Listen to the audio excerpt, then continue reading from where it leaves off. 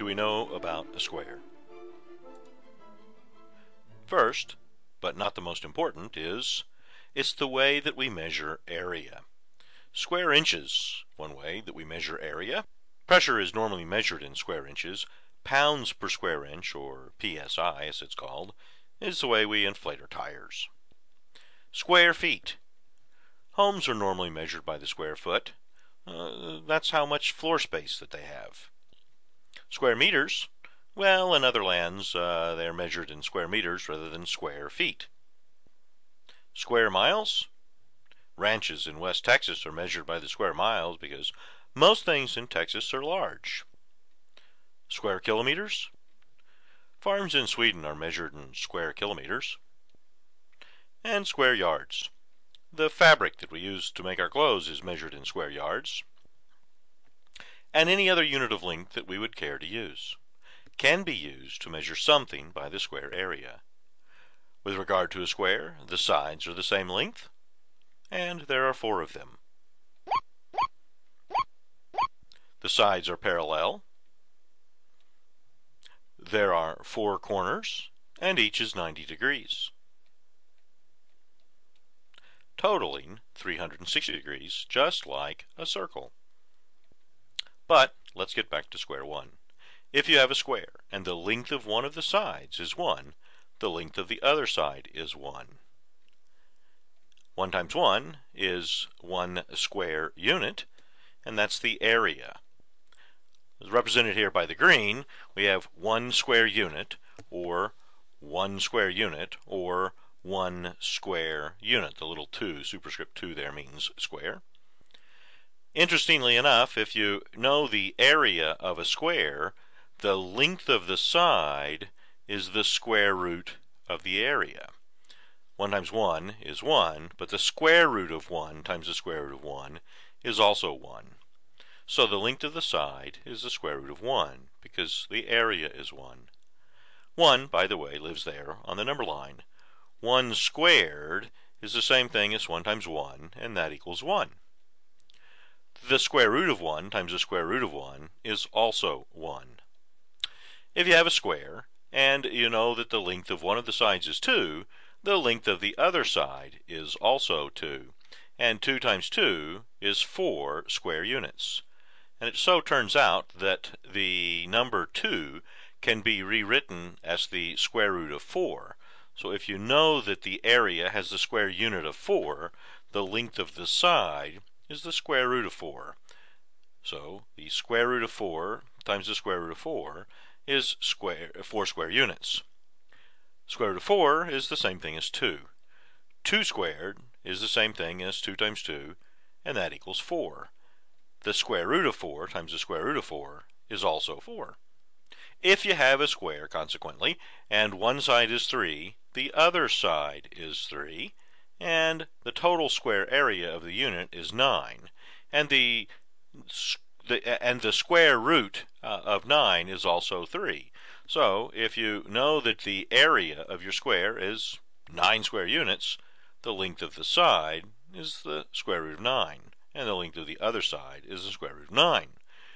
Square root of 9, by the way, resides here on the number line, and 3 squared is the same thing as 3 times 3, and that equals 9. But the square root of 9 times the square root of 9 is also 9. If you have a square and you know the length of the side is 4, you know that the length of the other side is 4, and 4 times 4 is 16. 16 square units is our area, and the length of the side is the square root of 16, because 16, the square root of 16, and 4 are the same thing.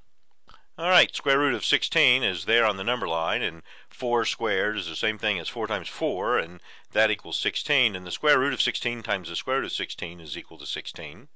So now what happens if we have a square and we know that the total area of the square is exactly 10 square units? Well, that means that the length of one side is the square root of 10 and the length of the other side is the square root of 10. However, the square root of 10 is an irrational number and we can't represent it completely and wholly within our decimal system, but we can approximate it. So it turns out that the square root of 10 is equal to, or approximately equal to, 3.1. Well, if we multiply 3.1 times 3.1, we get 9.61. So 3.1 isn't quite large enough to do the job. But if we multiply 3.2 times 3.2, we get to 10.4. That's larger than 10. So the square root of 10 is somewhere between 3.1 and 3.2. Well, it turns out if we multiply 3.16 times 3.16, we get 9.98. Not quite 10, not perfectly, but we know that it's correct to 2 decimal places is 3.16, the square root of 10. Square root of 10 is about here on the number line. 3.1 squared is the same thing as 3.1 times 3.1, and that's going to equal 9.61, not quite 10. Remember, the square root of 10 is an irrational number. We can't know it perfectly in our decimal system. But the square root of 10 times the square root of 10 is exactly 10.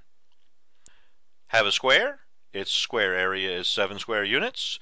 You know that the length of the side here is exactly equal to the square root of 7, and the length of the other side is exactly equal to the square root of 7. But we can't know the irrational number of the square root of 7 to its final decimal place, but we can know it to at least one decimal place, and so the square root of 7 is equal to 2.6 to one decimal place. If we multiply 2.6 times 2.6, we get 6.76, not quite 7. But if we multiply 2.7 times 2.7, we get 7.29, too large. If we multiply 2.64 times 2.64, we get 6.96, getting closer. And if we multiply 2.65 times 2.65, we get 7.02.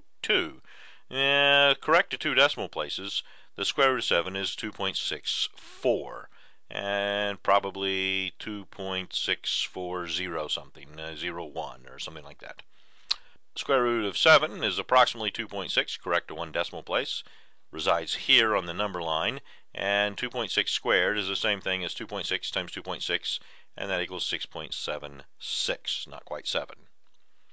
But the square root of 7 times the square root of 7 is exactly 7. Square root of 5, if that's the length of one side, then you know automatically that the total area of the square is going to be exactly 5 square units, because the other side is the square root of 5, and the square root of 5. Square root of 5 times the square root of 5 is exactly 5. And correct to 1 decimal place, the square root of 5 is 2.2. If we multiply 2.2 times 2.2, we get 4.84. But if we multiply 2.3 times 2.3, we get 5.29, too large. So the square root of 5 is somewhere between 2.2 and 2.3. If we multiply 2.25 times 2.25, we get 5.06. So if we multiply 2.24 times 2.24, we would probably be much closer. We'll leave that for you to try. Alright, square root of 5 is approximately equal to 2.2, correct to 1 decimal place, and it would be about here on the number line. 2.2 squared is the same thing as 2.2 times 2.2, and that equals 4.84. Square root of 5 times the square root of 5 is exactly 5. Alright, we got a square, 3.6 square units. That means the length of one side is 3.6, and the length of the other side is 3.6, and the square root of 3.6 times the square root of 3.6 is exactly 3.6. Approximately, the square root of 3.6 is 1.89. This is correct to 2 decimal places. Multiplying 1.89 times 1.89, we get 3.57. Pretty stinking close to 3.6, so let's try bumping that up a bit. We go 1.9 times 1.9, and we get 3.61. Rats, a little too large, so the square root of 3.6 would be about here on the number line. 15 units squared is the size of our square, and you know that that means that the length of this side is the square root of 15, and the length of this side is the square root of 15. Square root of 15 times the square root of 15 is exactly 15. The approximation of the square root of 15 is 3.87. If we take 3.87 and square it, we get 14.97. Pretty stinking close to 15, but not exactly, because the square root of 15 is an irrational number. We can't know it perfectly. But if we take 3.872 and we square it, we get 14.992. Closer, but we've added another decimal place. If we take 3.8729 and we square it, we get 14.9993. Closer still, but we're not ever going to get exactly to perfectly 15 because we can't. We might get to 14.999999997, but that's not 15. Now, you try a few. It works like this. If you're watching this on YouTube, that'll pause the video. You can try to solve for the missing numbers and then click on the go sign to see if you got it right. Okay, let's see how you did. Well, you know that the length of this side was the square root of 36, and the length of this side was the square root of 36, which means that the area is 36 square units. 36 can be rewritten as exactly 6, and so 6 times 6, is 36. Square root of 36 times the square root of 36 is also 36 square units. Okay, click on the stop sign. Alright, let's see how you did. Square root of 16 is the length of this side here, and so that means the square root here will be square root of 16, and our area will be 16 square units. And square root of 16 is another way of writing the number 4. Click on the stop sign and see how you can do on this one. Alright, you know that if you have 81 square units, the length of this side is the square root of 81, and the length of this side is the square root of 81, and the square root of 81 is exactly the same thing as 9. 9 times 9 is 81, and it's square units. Alright, click on the stop sign. Square root of 72 is the answer for both of these, and if you hammered away on it a little bit, you'd figure out that the square root of 72 corrected 2 decimal places would be 8.48. So 8.48 times 8.48 is going to be 71.97 something or like that, close to 72. If your square has 50 square units, click on the stop sign, solve the problem. Okay, let's see how you did. If you know the area of your square, length to the side is just the square root of the area. That's the square root of 50. Square root of 50 correct to 2 decimal places is 7.07. So square root of 50 times square root of 50 is exactly 50. Click on the stop sign. Alright, the missing number here would be 99. And the square root of 99 is approximately equal to 9.949. Not quite 10. See, if this was a perfect 100, then this would be the square root of 100, and this would be 10. But it's not. It's 99. This is 99. The square root of 99 is 9.949, correct to 3 decimal places. Okay, click on the stop sign. Square root of 9 also equals 3, and so 3 times 3 is 9 square units. If you're getting them right, congratulations. We need more people like you working after things. If not, then you need to watch this again and ask for help.